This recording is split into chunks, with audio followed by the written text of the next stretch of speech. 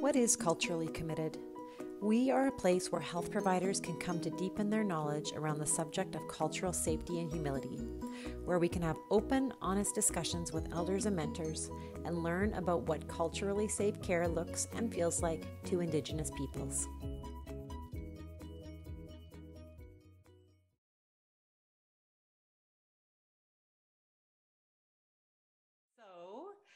Welcome to Culturally Committed. My name is Kim Trache, and if you are seeing this, I would like to extend my gratitude to you for choosing to open your heart and expand your understanding around the subject of cultural safety and humility. I would like to acknowledge that Carmen and I are joining you from the traditional territories of the Snona'az people and the Penelakut people. For those viewing, I ask that you take a moment to reflect on the land on which you are residing and consider we are all occupying space on the traditional territories of the First People of Canada. And so now I would like to introduce my dear friend, Carmen. Carmen, would you like to introduce yourself?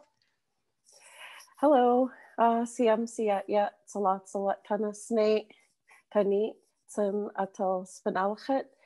I will translate that into English. My name is Carmen George. I'm from Penelakut tribe and I've lived here all my life.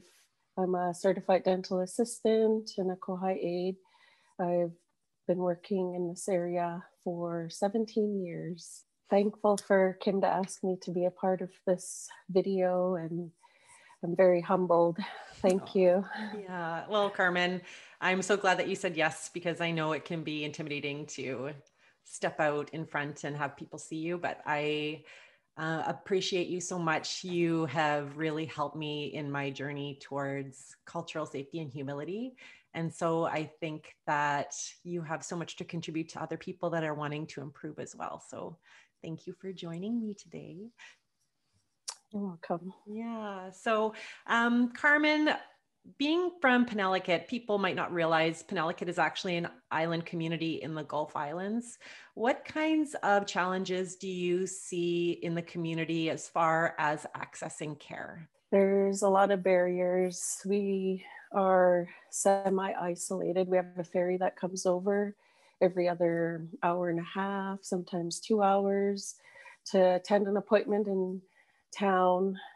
For like a 15-minute, an hour an appointment, it takes all day, which includes the ferry ride, transportation, looking for childcare, and finding that cash for meals, because you have the morning, lunch, and sometimes dinner to worry about while you're in town. Mm-hmm. And so just talking a little bit about Penelakut, is there anything that you want to touch on that you want to bring attention to? Probably, I think a lot of people on the island are just slowly getting comfortable receiving care and getting that self-care with our healthcare providers coming into the community. It's home for them and they feel more open to come and visit. Why do you think it is helping people to have health providers coming into the community? Is it about the place that the care is taking place, that it's more comfortable and close to home? Or do you think it's more about the ease of attending appointments? Like, do you think that there's a bigger underlying factor that might be contributing to people coming into their appointments? Again, probably just being at home, and like especially the elders who attended residential school. It's our health center sitting right on where the residential school once was. Mm-hmm. So it's part of their healing, just coming in and getting that care and seeing familiar faces. A lot of us have been born and raised on the island and we're working, so it's familiar faces for them. Mm-hmm. And for us to introduce the colleagues that come in is helpful. Sort of like building the bridge, right? Yeah, and that relationship and trust. And with regards to some of your elders and community members that have been impacted by residential school and the trauma there, is there anything that you do with your practice to help bring them some ease and comfort to make that transition to seeking care a bit easier? I'm thinking about, like, I know but when you and I sometimes see people that are very nervous to come in, sometimes we don't even do any treatment. It's more of just like getting comfortable with the space. Do you think that that would be something that would be useful for other health providers to be doing? Or maybe I see in private practice, the schedules are so tightly booked. And so oftentimes I think that there's like a checklist of things that those providers are wanting to accomplish in those appointments. And so maybe letting go of that to-do list and just recognizing that some people might need some time to find comfort before they're ready to take that next step of actually, you know, moving forward with receiving services. Yeah, I've worked in general practice, and it is different. It's a different atmosphere, different feeling.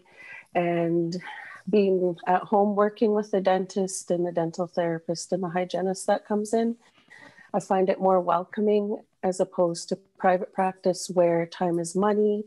So it's like rushing patients through.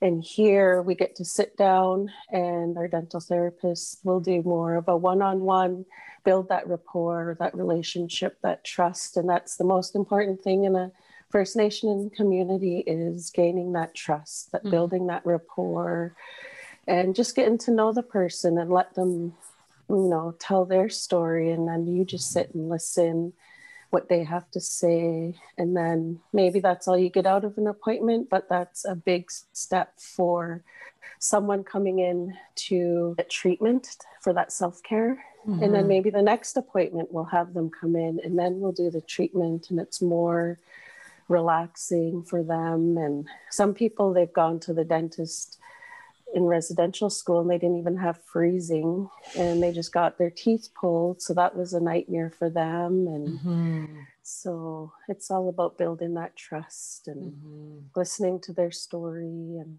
getting them comfortable in, you know, their atmosphere. Yeah. Yeah, that's so important. Very important. So when we talk about like how difficult it must be for some people to get to those appointments, I know that something that you really try to help people with is making sure that they attend their appointments, because I know that no-shows can be a challenge just with all of the obstacles that people face, like, you know, the trauma or the ferry, or not having the money to get on the ferry, or not having childcare. And so it's just one more thing, I think, sometimes when people do miss appointments, that all of a sudden it feels like they're not welcomed at the practice anymore. What do you think about that? Yeah, a lot of patients we've seen, like community members in our dental office, have mentioned that. And it is the ferry, it's late, and sometimes there's a canceled sailing, so they weren't able to go back. So, and then that's another barrier for them, and to seek out more care for themselves. So it's kind of like they just stop and then they won't go back. And then things just deteriorate more, right? But they're too intimidated to get help because they feel like maybe they're not wanted in that office anymore, right? It makes it so hard. Yeah, sometimes cars can't even get on the sailing sometimes too, and that's last minute. You don't know you're not going to make it on the ferry, so you call in, and they're getting upset because it's short notice for them to be canceling their appointment, but it's just another unexpected barrier. Something that you and I have talked about before about missed appointments is, and we can kind of navigate this carefully because I know culture is something that is sacred and private, and you don't want people from the outside world like knowing Penelakut's traditions. But I know that there is culture that happens in the community, and I was wondering if it'd be helpful for health providers to understand how those cultural practices can also create challenges getting to appointments. I was wondering if you could talk a little bit about that. Every winter we do have cultural happenings on the island, and it's another unexpected thing.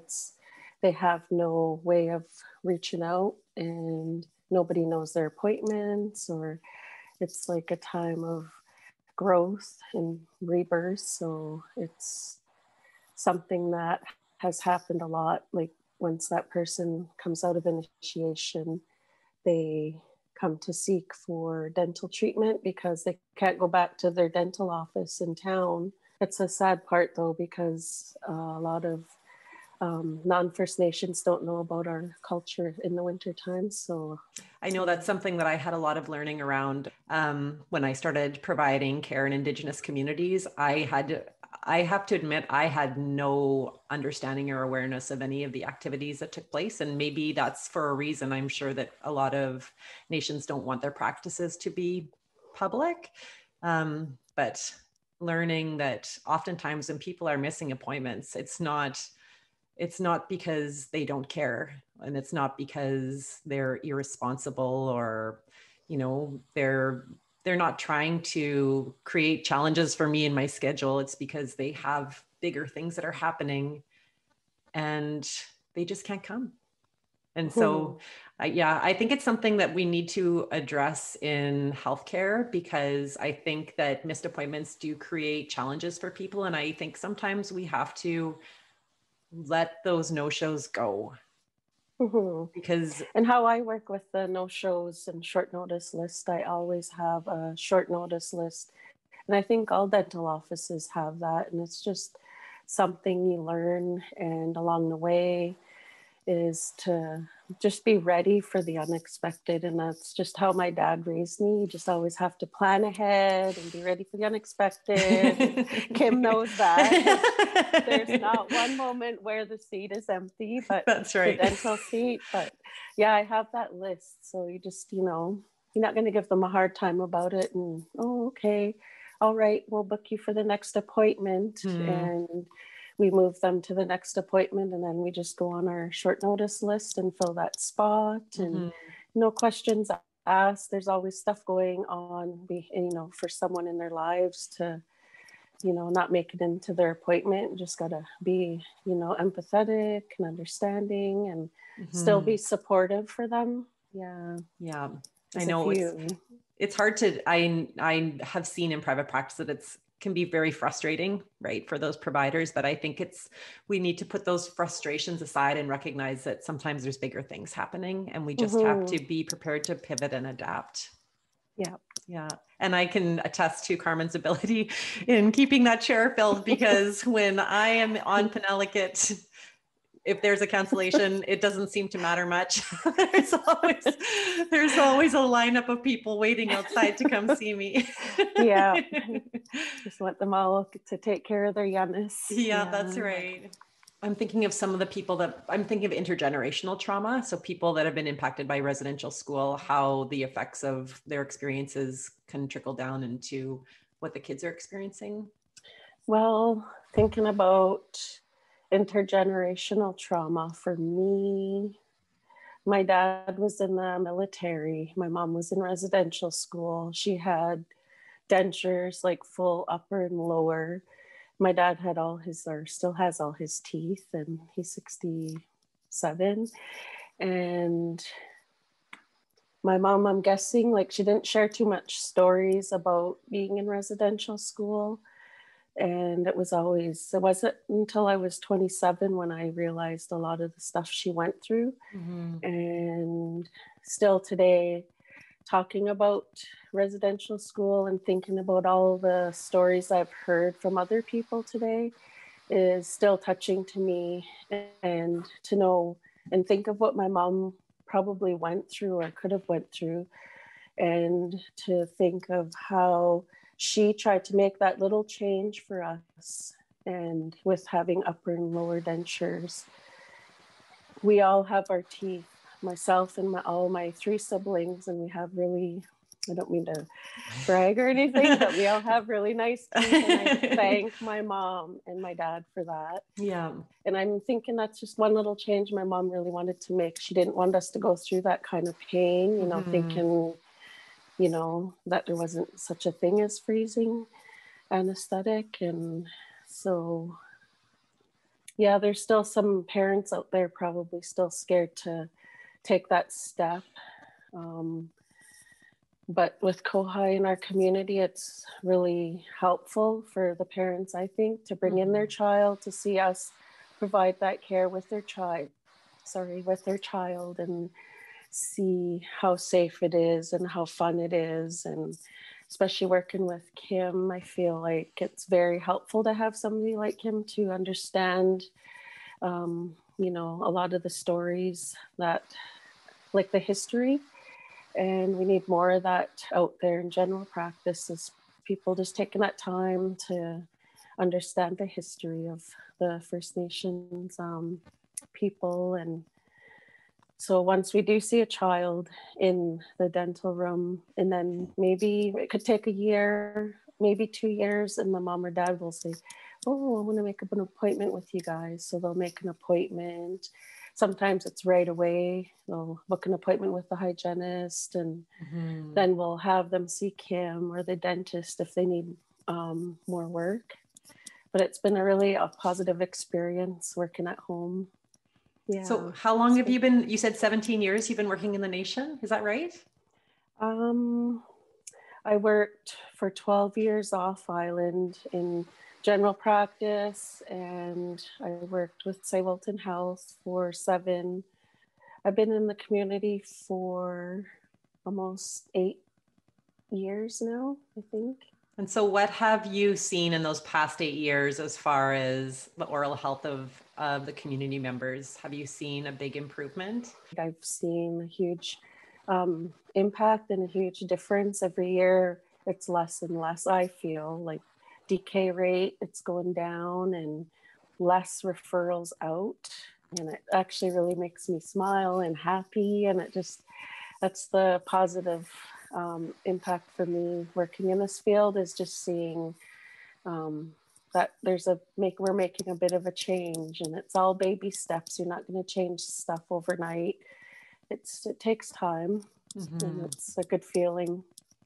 I think the work that you've done in bringing services to the community is commendable. You started with, just yourself, the co-high aide, and public health dental hygienist coming in to do screenings and provide a bit of the basics, and then started getting me to come in, and were very persistent to get me for more and more time. And then, with the dental hygienist coming in, and now you actually have more services coming in with hygiene, and then this year, bringing in a dentist and his dental assistant, a denturist. Am I missing anything? Oh, and the pediatric dentist coming in to do pre-ops. So I'm just thinking of what you've created in the community and how it's allowed people to receive care in a place where they feel comfortable at home with, and removing a lot of the obstacles that they face. And I'm just wondering about how other providers that are maybe interested in providing those sorts of services, do you have any advice on how they could maybe connect with First Nations communities that are in their region? Setting up an appointment or a meeting with the health directors in each health center, and even the chief. Introduce yourself to the chief, and a meeting with chief and council, and get put on their agenda, and just introduce yourself and let them know what you're able to provide. And even if they have a dental personnel in the community working like myself. I think for a lot of providers that don't have any knowledge about, how Indigenous communities are structured, I think that's great advice, because I think probably most would be intimidated not knowing who to call or who to talk to. So that's really good advice, Carmen. I was thinking about your story of your mom, and how that was her way of, her little piece of healing was through you guys, to make sure that you guys were in good health, to make sure your teeth were taken care of. So that's really beautiful. Yeah, that's what I think. It's part of her way. When I look back now, it's something I never really thought of until way later. And I look at my brother, and he barely ever smiles in photos. I'm like, smile, you have really nice teeth. And I feel like that's her way of maybe making that little change. Yeah. And then I think too, of all the people in Penelakut, that, not everybody is in the same place in their journey. We just have to give them the space to heal, and support them in any way that we can. And, healing doesn't happen all at once, and not all at the same time. So just being patient with people and being there for them, right? Yeah, that's right. It's just awesome to see that person that'll finally come in, and they might need a lot of work, but I'm so thankful that they, made that step into the door to get their treatment done. Because a lot of people don't realize how connected the teeth are to the whole body, especially in children in school. They might get mistaken for having that ADHD. Yeah, ADHD. They have behavior problems. Yeah, and it could be as simple as a filling. They might have cavities that are happening, and so I'm really glad we do screenings in September, October, because then that's done and we get them treated, and then they're not misdiagnosed if that's what it is. Yeah, I've seen that too, actually, with speech pathologist, that a child was referred to the speech pathologist with speech problems, and then it was well down the road that they realized that there was nothing wrong with the child's ability to speak. It was because they had so much decay and pain happening in their mouth that they couldn't actually articulate their words.